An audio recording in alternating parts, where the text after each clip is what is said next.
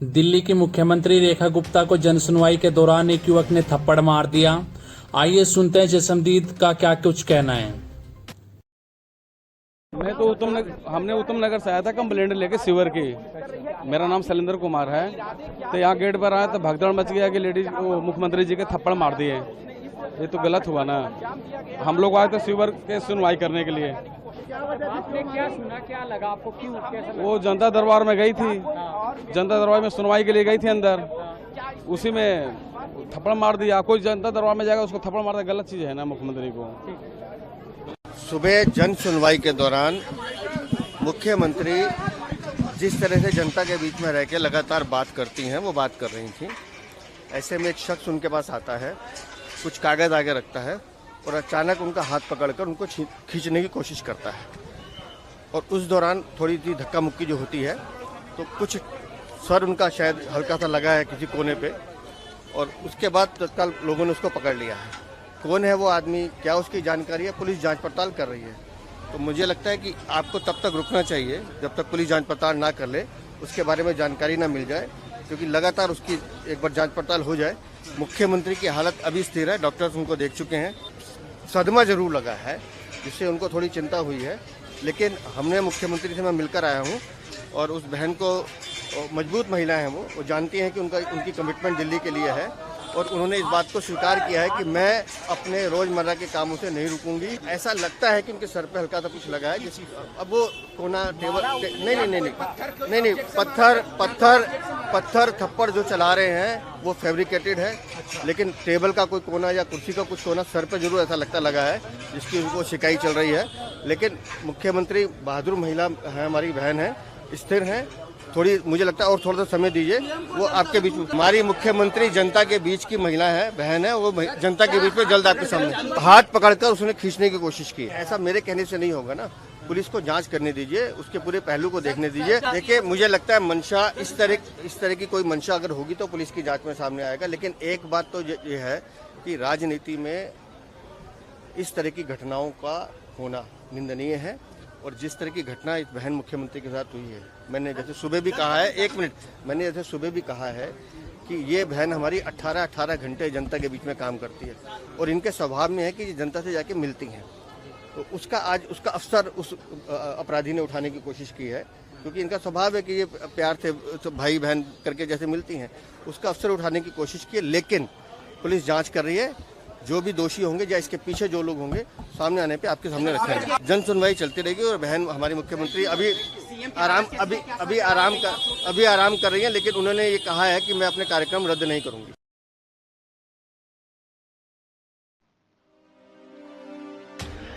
भारत के विपक्षी दल इंडिया अलायंस इंडिया ब्लॉक की तरफ से vice presidential nomination former supreme court जज बी सुदर्शन रेड्डी का करवाया गया है।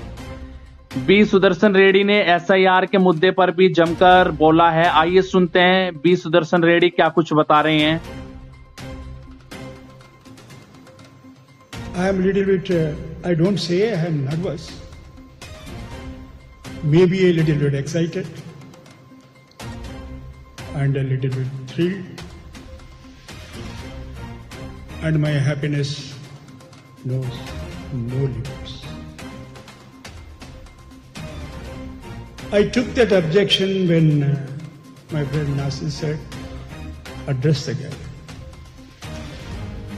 I keep on listening to all of you, each one of you from your respective seats, when you address the nation on various issues. I follow most of you, perhaps each one of you, to know for myself as to what is happening in the country.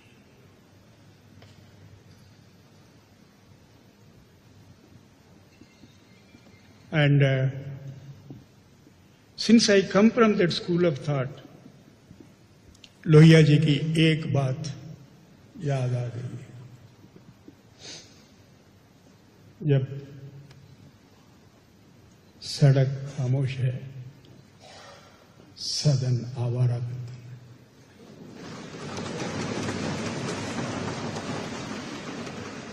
That gap, what should I say? Shri Rahulji, he doesn't allow the street to be silent.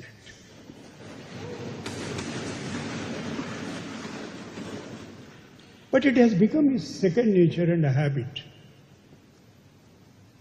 And it is part of his journey now to face one challenge after the other, one crisis after the crisis.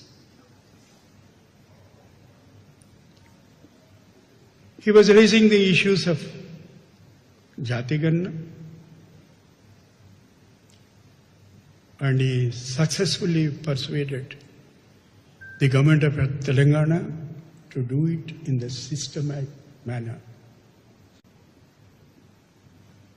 When the task was finished, when I was presenting that report, because I was heading the independent expert panel, there were no party men in that committee. All of them are distinguished persons in their own right. I said, now it is going to be a major challenge to the present ruling dispensation, and I am proved right. And immediately, very well, to that extent, they have responded and they have said, we are also going to do it along with the caste census. But let us keep our hands crossed. How long and how the journey would be. Is it going to be a systematic study? Or just ऐसे ही विश्वास, चलो जो भी होना है चलो कर दिए क्या कर दिए. If they are really serious, I am nobody to advise them. They are all powerful, all knowing. And all powerful, all knowing people need no advice from others. Follow the questionnaire that was formulated by Government of Telangana. And once it is placed in public domain, each one of you must read it critically, analyze, and understand its implications. I am not revealing anything about the committee since it is not in public domains. It lies with the government, not yet placed before the Legislative Assembly. But one thing I can tell you,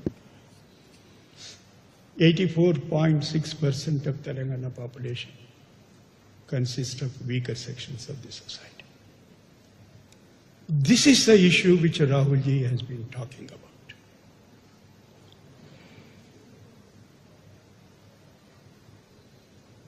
I mean, it's going to raise serious concerns. Of course, it doesn't speak about GDP. It speaks about inequality. GDP would be raising, और उससे ज़्यादा 100 times, 1000 times, or 1,000,000 times inequality भी बढ़ती रहती है. We are in that state of affairs. This issue is to be tackled. There are a number of press people today literally hunting me from minute to minute. I said, what is the major issue? What is that you wish to say? I showed this to them.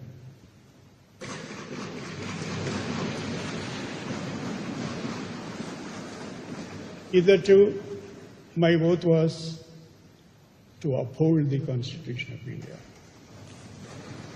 If all of you give me an opportunity, my job would be to defend and to protect the Constitution. And another question was, you have been a judge for a long time in Andhra Pradesh High Court, and later as the Chief Justice of Northeastern States High Court. At that time, there was only one High Court for all the 9 states. and a judge of the Supreme Court, why you are entering into this political thicket? I said my journey, which has begun in the year 1971 as a lawyer, continues. The present challenge also is a part of the same journey. Office of the Vice President of India is not a political institution. It's a highly regarded constitutional position, once occupied by no less than Sarvapalli Dr. Radhakrishnan. Few names I'll mention. My illustrious predecessor and a peer of my community,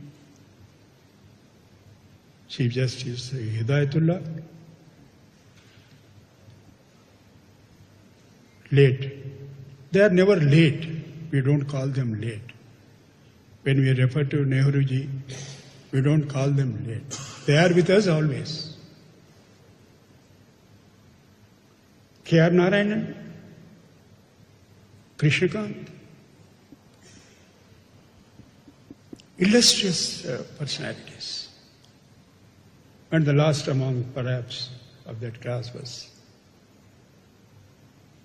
Shri Hamid Ansari. So and then they have asked, what is the fight for? Fight is to protect and defend the Constitution of India.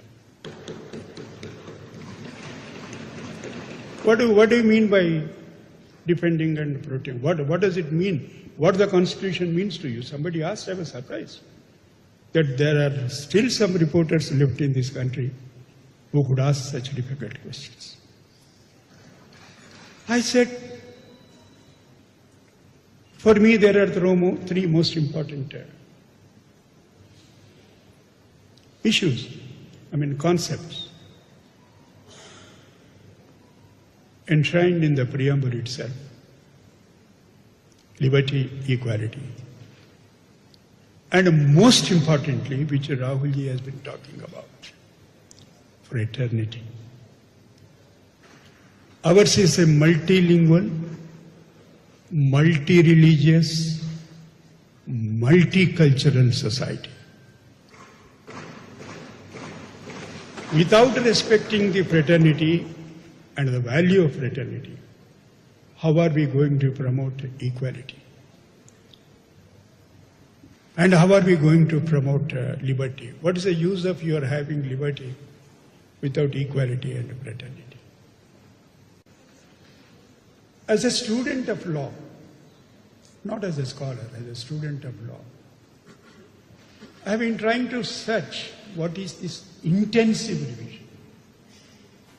I didn't find any such word in the Representation of People Act and the Conduct of Election Rules, registration of electors rules. Revision, yes, वो तो ठीक है, update तो होना ही चाहिए. But where from this special has come special, intensive revision?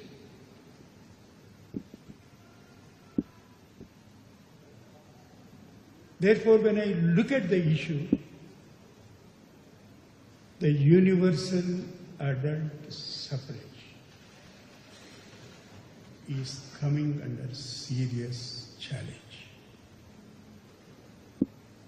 There can't be a more serious challenge and a threat to the idea of constitution than the present crisis that we are facing. अरे भाई ये revision क्या होता है? You are asking all the voters to give a declaration afresh, as if you are preparing the electoral rolls for the state of Bihar for the first time after the freedom. Contrast it, what happened in this very hall. The debates were going on, Constituent Assembly. Constitution as such has yet to take place. Simultaneously, the exercise under the guidance of Sri B.N. Rao, then Constitutional Advisor, was going on for preparation of the electoral rolls. That's how a famous author commented,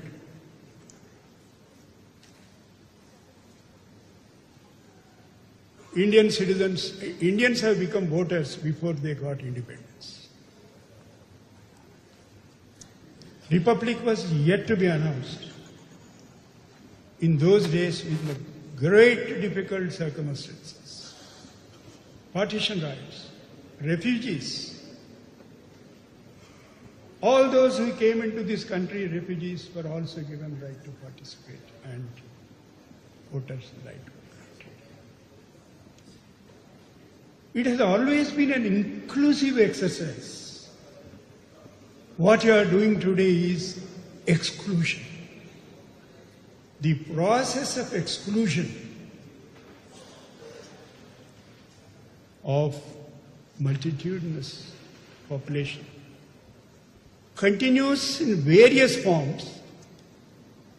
चलो अब सही मुसीबत आएगा. Without a proper electoral roll, if the citizens are to be deprived of their right to vote, the one and only instrument or weapon, if you wish to call it, in the hands of the common man, when an attempt is made to snatch it away from you, what remains in the democracy? Uttar Pradesh के संभल में loan माफ करने वाले cyber ठग्गा police ने किया खुलासा. Gang में 5 अपराधियों को पुलिस ने अरेस्ट किया. आइए सुनते हैं पुलिस अधिकारी इस घटनाक्रम पर क्या कुछ बता रहे हैं. क्या पूरा मामला है और क्या कार्रवाई की गई और कितने आरोपी पकड़े गए? जनपद संभल में अपराधियों पर अंकुश लगाने के अनुक्रम में आज साइबर सेल थाने को एक बड़ी सफलता मिली है. दिनांक 12 अगस्त को मेरे कार्यालय में एक दीनदयाल नामक व्यक्ति ने आके तहरीर दी कि उसको एक बैंक से 91,000 रुपये का नोटिस मिला है कि उसका खाते में 1,70,00,000 रुपये का ट्रांसैक्शन हुआ है. इस बात को लेके हमने सर्विलांस सेल से और साइबर सेल से इसकी जांच करवाई. तो जांच करवाने में पता चला कि ये ऐसा गैंग जनपद संभल में और कई अन्य जगहों पे देश भर में संचालित हो रहा है, जो कि ऑनलाइन सट्टेबाजी, ऑनलाइन गेमिंग ऐप के नाम पे जंबो 365 इस तरीके की वेबसाइट है. उस वेबसाइट पे ये लोगों को गेमिंग उसमें करवाते हैं. गैमलिंग के तहत इन लोगों से पैसे खातों में डलवाते हैं. तो इन्होंने दीनदयाल नामक व्यक्ति का अकाउंट है, यहाँ पे पीएनबी के रिकवरी एजेंट है जिनका नाम ऋषिपाल है, उसके द्वारा दीनदयाल और दीनदयाल की पत्नी इन दोनों के म्यूल अकाउंट है, वो उसको पागल बना के उससे लिए और उसके बाद में दोनों के खातों में 1,69,00,000 और 1,70,00,000 क्रमशः ऐसे ट्रांसैक्शन हुए. इन जब ट्रांसैक्शन की जब पुलिस को पता चला तो ऋषिपाल से पूछताछ करने पर उसने बताया कि मुझे अमित वासना नाम का व्यक्ति जो चंदोसी का रहने वाला है, वो मुझे इन अकाउंट प्रोवाइड कराने के 10,000 रुपये देता है. जब अमित वासना से पूछताछ की तब उसने बताया कि मुझे इंगित कोहली नाम का व्यक्ति है जो कि प्रत्येक अकाउंट प्रोवाइड कराने के 20,000 रुपये देता है. तो 10,000 रुपये अमित वासना स्वयं रखता था. पुलिस के द्वारा दिल्ली में इंगित कोहली है, इससे पूछताछ की गई तो इंगित कोहली द्वारा इस पूरे जो गैंग है इसका पर्दाफाश किया और उसने बताया कि मैं 2.5 लाख रुपये पर मंथ सैलरी पाता हूं और मेरे द्वारा एक इस ऑनलाइन ट्रांसैक्शन है, इसमें जंबो 365 नाम ऐप की मैं फ्रेंचाइजी लेके काम करता हूं. इस तरीके की 500 फ्रेंचाइजी लगभग देश के अंदर विभिन्न लोगों के द्वारा अवैध रूप से संचालित की जा रही है. इस एक फ्रेंचाइजी का प्रति माह जो टर्नओवर है, प्रॉफिट है, वो 70 लाख रुपए के आसपास है और साल के अंदर 8 से 8.5 करोड़ रुपए का प्रॉफिट ये एक फ्रेंचाइजी जनरेट करती है, जो कि इनोसेंट लोगों से गेमिंग के माध्यम से पैसे उनके खाते में क्रेडिट करवाते हैं और बाद में शुरू में उनको जिताने का ऐसा भ्रम दिखाते हैं, अंत में उनके पैसे वो उनके वॉलेट के अंदर ही दिखते हैं जिसको कभी विड्रॉ नहीं कर पाते हैं. इस तरीके इनोसेंट लोगों के पैसे लूट के ये खाते क्रेडिट करवाने के बाद में इन सबको हवाला ट्रांसैक्शंस के माध्यम से या बड़े अकाउंट्स के माध्यम से धीरे एक जगह कंसंट्रेट करके बाद में दुबई ट्रांसफर कर देते हैं. तो इस तरीके का ये मुझे लगता है कई 100 करोड़ का घोटाला है. ये धीरे प्रकाश में आएगा पुलिस द्वारा इनिशियली एक अभियोग पंजीकृत किया गया है थाना जमशेदपुर संभल में और 5 लोगों को गिरफ्तार किया है, जिसमें 2 और लोग हैं जिनके द्वारा इनको मोबाइल सिम कार्ड है वो प्रोवाइड कराया जाता था। उसके साथ साथ आधार कार्ड में भी बदलाव कराने का कार्य है इन लोगों के द्वारा करवाया जाता था। इन लोगों के पास से अभी तक पुलिस को 3 लैपटॉप मिले हैं जिसमें इनके ट्रांजैक्शंस की डिटेल है। एक जियो का नेटबॉक्स है जो वहाँ पे जितने ही मोबाइल से बात करते हैं उन सब में काम में आता था। 5 POS के डिवाइस भी मिले हैं और 21 मोबाइल हैं। 183 विभिन्न बैंकों के चेक मिले हैं। 20 सिम कार्ड मिले हैं। 40 विभिन्न बैंकों के क्रेडिट और डेबिट कार्ड मिले हैं। QR कोड स्कैनर मिले हैं। ये बहुत बड़े पैमाने पे किया जा रहा फ्रॉड है जिसमें म्यूल अकाउंट्स के माध्यम से गरीब लोगों को, इनोसेंट लोगों को हल्का फुल्का लालच देके इनके द्वारा अकाउंट प्रोवाइड कराए जाते हैं और बाद में मनी लॉन्ड्रिंग के तहत ये देश का पैसा जो है ये बाहर भेजने के स्थिति का काम करते हैं। इस गैंग का पूरे का पर्दाफाश किया जाएगा। इनिशियली वर्तमान में इन 5 लोगों को गिरफ्तार करके जेल भेजा जा रहा है। कितने रुपए इनसे कुछ बरामद हुए हैं और ये दुबई में किसको ट्रांसफर करते थे पैसे, क्या ये भी पुलिस खुलासे में अभी सामने आया है? पुलिस के द्वारा इनिशियल इन्वेस्टिगेशन है जिसके अंदर ये 5 लोगों को गिरफ्तार किया गया है। इस पूरी गैंग में, इस चैन में जितने भी लोग हैं इन सभी को गिरफ्तार करके जेल भेजा जाएगा।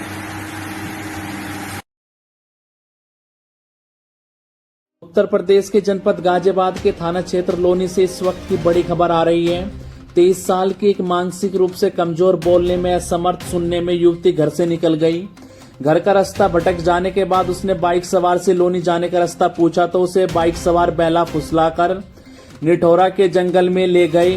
पिता के मुताबिक 3 लोगों ने उसके साथ बारी बारी से गैंगरेप किया। पुलिस ने मुकदमा दर्ज कर लिया है लेकिन आरोपी अभी भी पुलिस की गिरफ्त से बाहर बताए जा रहे हैं। ढेरों ऐसी खबरों को, देश दुनिया गांव देहात की हर खबरों को प्रामाणिकता के साथ जानने के लिए आप अपने घरेलू परिवार वायरल बाबा परिवार के साथ जरूर बने रहिएगा।